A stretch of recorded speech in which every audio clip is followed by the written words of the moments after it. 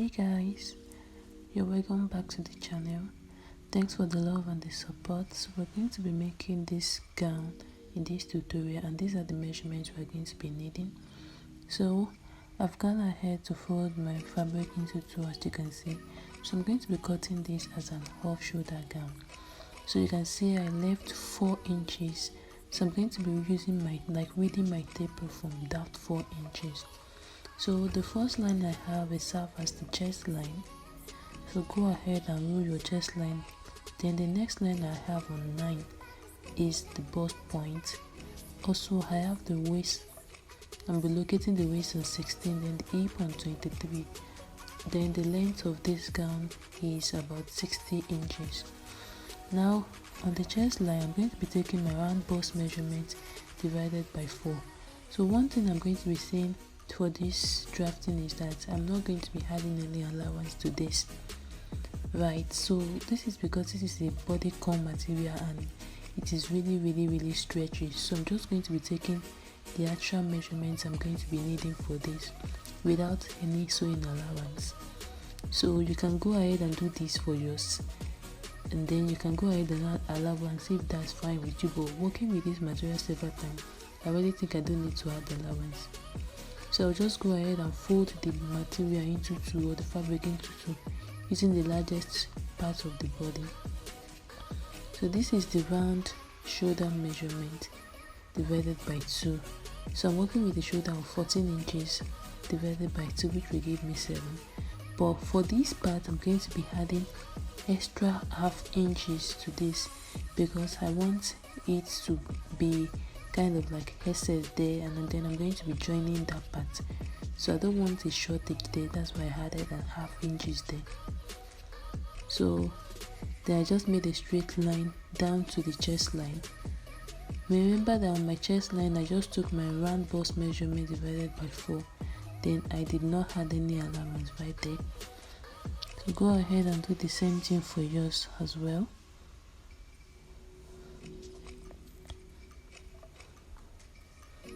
So I'll just replace this measurement back on the bust line as well. So on the bust line, go ahead and replace that same measurement. Here you can go ahead and use a curve for your armhole. Then you can also use your hand to just sketch this out freely. So for the purpose of those of us that don't know how to use our hand, that is why I'm using this curve, so it will be easier for us to understand. Alright, so after you are done making that curve, you see that you have like your armhole, like you've already removed some parts of your basic block bodies. So here we input the bust measurement, like I said, just like I did for the chest line. So go ahead and put your bust measurement right there. Now I'll take the waist measurement divided by 4 and I'll mark it as well. Like I said, I'll be adding no allowance to this. So if it's fine with you, you can go ahead and add allowance. But like I said, I've worked with this material several times and I find out that my allowance is just useless in the end. Alright, so go ahead and mark your hip measurement divided by 4 there. Now what I'll be doing is I'll be connecting all these lines together, or all these marks I've made together. So take your time, go ahead and connect this as you can see me doing.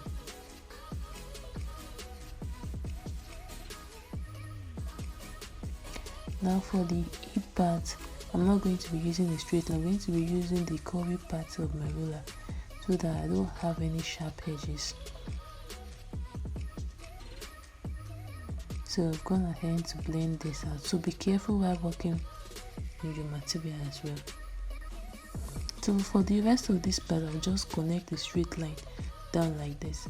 This is because of the slanted effect on the leg part. Normally I'm supposed to subtract about 1 inch from what I have there and mark it down straight, but I'll just be working with it like this. Now having done this, we're going to be moving these together. Please guys, be careful while you are cutting, as this material can be really like hard to work with. So now I'll be cutting out the lines I have. So pay attention to see how I'm cutting this out. So this was what I had after I was done cutting. As you can see, the pieces have already come out together. Now I'll be using this to cut the back piece, but before I do that, I want the front piece to have a kind of lower effect in the middle part, like for the front. So I'll just measure my 1 inch there in that center there, then I'll use my curve and then curve it rather into the armhole like this, as you can see me doing. So when I cut this up, you see that the lower part of this, so the center of this, is a bit lower than the other side. So this is just how I'm going to cut it out. So pay attention and go ahead and do the same thing. But if it's fine with you, if you want it straight, like if you want it to be straight, you can go ahead and leave it just as it was before. So this is how I'm going to be using mine. Now, like I said, I'll be using this to cut the back piece. So this is what it looks like opening it up. So as you can see, it has that curvy effect, which I think is really nice. So I'll fold this back now and use it for the back piece. Now for the back piece, I'll just replace whatever I have there and cut it out. The only difference is, instead of me to go down by the 1 inch that I did there, I'm going to be going down by about 1.5 inches. Now that will be clear here now, so pay attention here. So as you can see, I'm marking about 1.5 to 2 inches. This depends on how deep you want the back to be as well. So we'll just go ahead and fold that. Now I'm going to be showing us the sewing process. So here, I already went ahead to cut an interface for me to use to turn the neck part, or should I say the front part of the boot and the back side. So this is about 8 inches long. So go ahead and cut the same thing for just, I'm not going to be using a bias to turn this. So I want to use the material like it as a lining for this, but it's just going to be a bit shorter. So this is where it's going to be getting to. So if this is what you want to do as well, go ahead and cut this. Then I have fabrics of about 1 inch I already cut. I'm going to be using them for the strap, and then for the one that has the cross at the back as well. Also, I'll be using this for the little ruffle at the sides. Now I've gone ahead to turn this. So this was what these straps looks like. Now I'll be working with the front piece. So I'll be setting aside the back piece now. So what I'm going to be doing is, I'm going to be laying this down like this. Then I'll place the lining on it, as you can see me doing. So go ahead and place the lining on this. I'm really sorry if the video is kind of dark. So while making this video, it was about to rain. So yeah, what I'm going to be doing is, from the armhole part, I'm going to be leaving about ½ inches before placing my strap. So this is because I don't want it to be on the armhole line. This is the essence of the ½ inches I actually had, or ½ inch I added. So I'll just place my strap like this, leaving that ½ inch there. So just place your strap directly on the fabric like this, on the right side of the fabric like this. Then use your lining piece. As you can see, that is the ½ inch right there I was trying to show us. So place your lining piece on it like this. Let it cover through like this. Then repeat the same process for the other side. So you want to be careful while doing this. You can go ahead and use your pin to pin this down, so that it is easier for you to work with. So go ahead and pin this down. Arrange the straps like this again. Then place the lining piece on it. So this is how I'm going to be taking this to my sewing machine. So this is where I'm going to be sewing. So go ahead and sew on the part you can see me pointing to. Those are the places we're going to be sewing, right? So now I'll take this to my sewing machine and sew on those parts I already pointed to. So guys, this was what I had after I was done with the strap. So as you can see, I fixed 2 straps on one part, for the left and for the right. So what I'm going to be doing for the length of the strap is, I'm going to make sure I measure this to get about 9 inches. This is because the armhole measurement I took on the person's body is about 18 inches.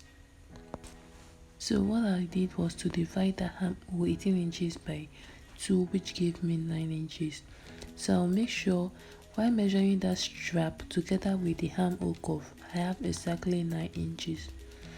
So that is what I'm going to be using for the length of the strap.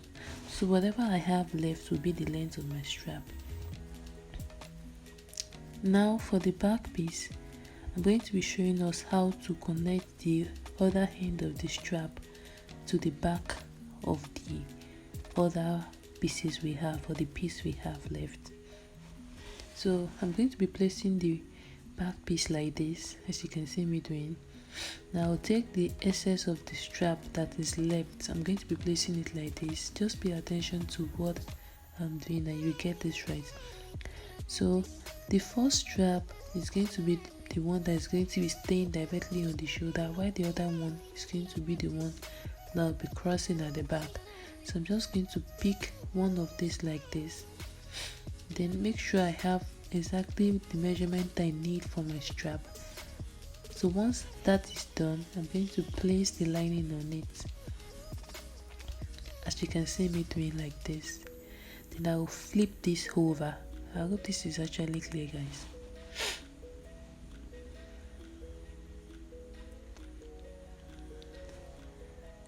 So this is me placing my lining first like this. Then thereafter I'm going to be fixing the strap in.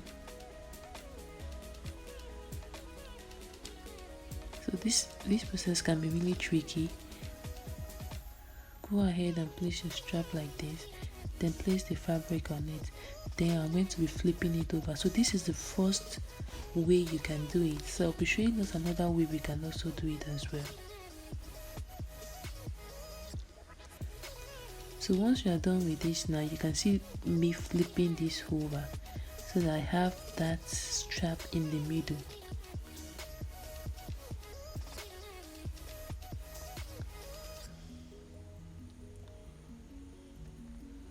So this was what I was actually trying to explain to her. So you can see now I have the fabric and then I have the strap in the middle. So I will just go ahead and pin this down. Now the other method I'll be showing us is just go ahead and join the back with the lining, like turn the back and the lining piece together. Then you go ahead and just create an opening where the strap will be staying. Like after you're done sewing, just make an opening. Go ahead and use your razor or your opener to open the parts you're going to be needing. Then fix it with a pin, then go ahead and stitch it back. I will also be explaining that in this video. So this is what's the first method. This is the result we're going to get using the first method. As you can see now, I've already gone ahead to fix one of the strap.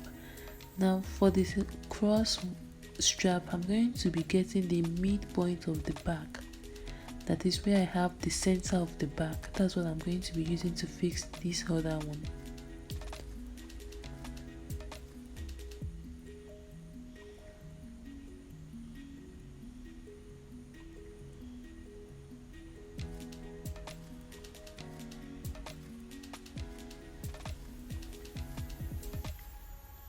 So here is actually the second method.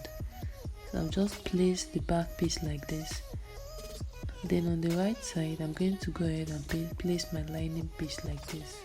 So why you can see that I'm not folding the down part of my lining is because this is a bodycon material and it doesn't lose. Like believe me guys, it does not remove threads and all those stuff. Still, I'm going to be working on that part. So guys, this was what I had with that, and now I'm going to be placing the back piece on it to show us what I've gone ahead to do. So as you can see, I already went ahead to turn the back piece like I said. So I think this method is actually easier. Now what I'll be doing is I'll be creating an opening. So this is the first opening I created. So the first strap is going to be entering this. Then I'll just go ahead and pull it down like this to the length I want. Now I'm going to be leaving some excesses here because I want my client to actually put this on, so that in case I need to release out some, I will have enough to work with. So as you can see, the opening I created actually fits in, so the strap has gone in here from the opening I created. So now I'll fix the other strap through the opening I created for the other side as well. So what I actually did was I went ahead to sew on the parts I will be needing, then I left about ½ inch on that armhole part for me to be able to fix in my strap. So now I'll just go ahead and pull this down so that I have the length of the strap I need.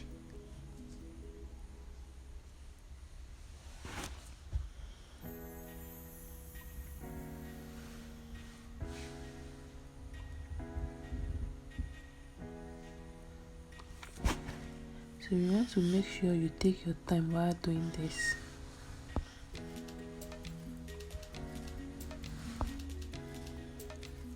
Right, so for the cross part, like I said, I'm going to be getting the midpoint of this.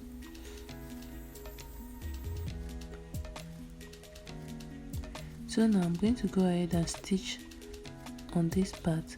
So I'm just using my chalk to trace on where my armhole is complete, or where the strap completes my armhole. I think that's the right English to use, where the strap actually completes the armhole.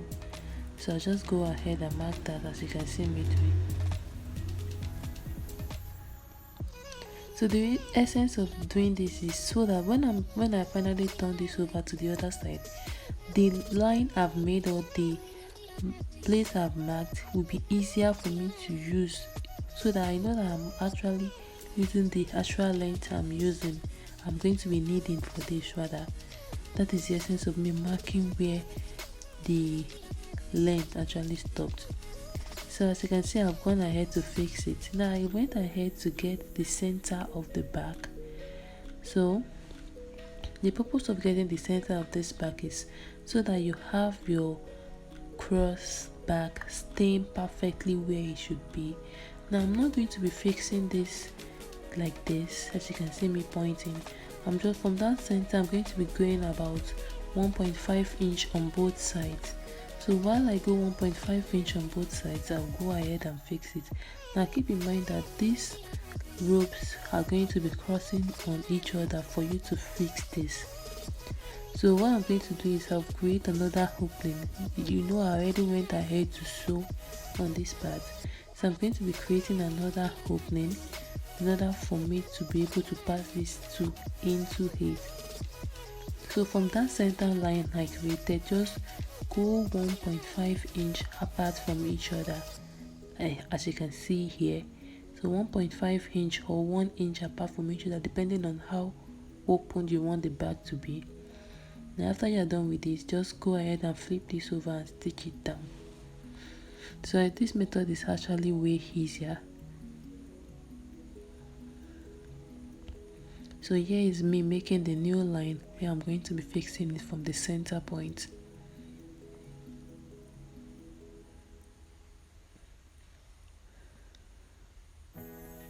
So now I'll be fixing it in.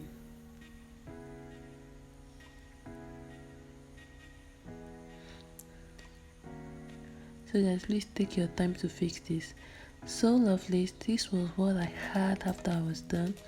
I think this is actually perfect. As you can see, it looks so beautiful. So this is what the second strand, so the strap, is going to be looking like.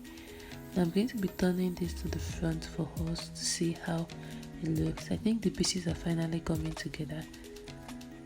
Once again, I apologize for the video. I hope it's clear enough for us to see. Right, so what is left is I'll just go ahead and join the two sides. So as you can see, I already went ahead to join the two sides with 1 inch.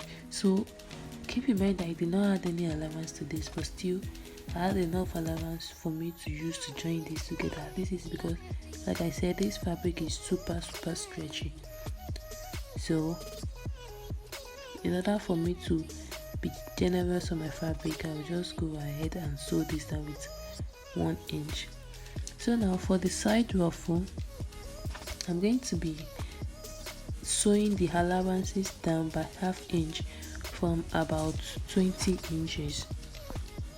So guys, if you look at the picture I displayed in the beginning, you see that there's a ruffle in the side, and that ruffle is below the waist a bit. So to create that ruffle, this is what I did. I just went ahead to sew down 1/2 inch on both sides. Then I put my rope into it, or my strings into it. Then this was what I had.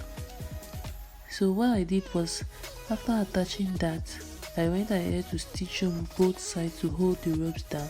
Then I just went ahead to pull this up. So pull it up like this, as you can see me doing, and then knot the excess you have. So what I did was I sew my allowance.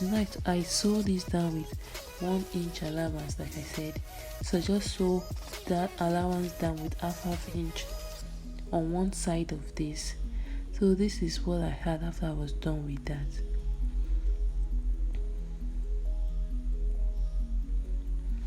So now what's left is for us to cut on the kind of shape we have on the lower part. So for the lower part, from this point now, I'm going to be making a slant. So coming down from where I have my rope, I will just mark that 1 inch below. Then I'm going to be making the curve like this. So for this part here, I'm going to be measuring about 10 inches. So that is how open I want that place to be. So after marking that, now I'm going to be tracing it, as you can see me doing. So you need to watch this part and then be careful before you cut this.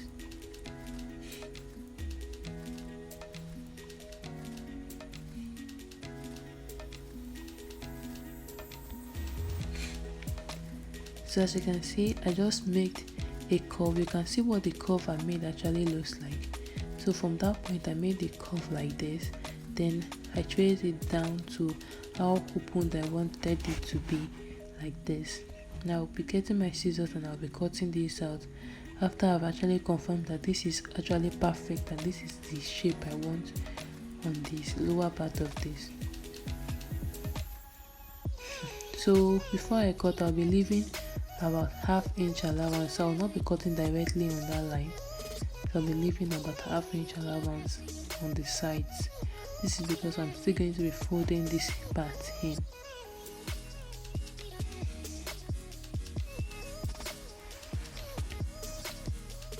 So you want to be careful while you are cutting this part. So as you can see, this is the shape that I'm going to be giving that part now.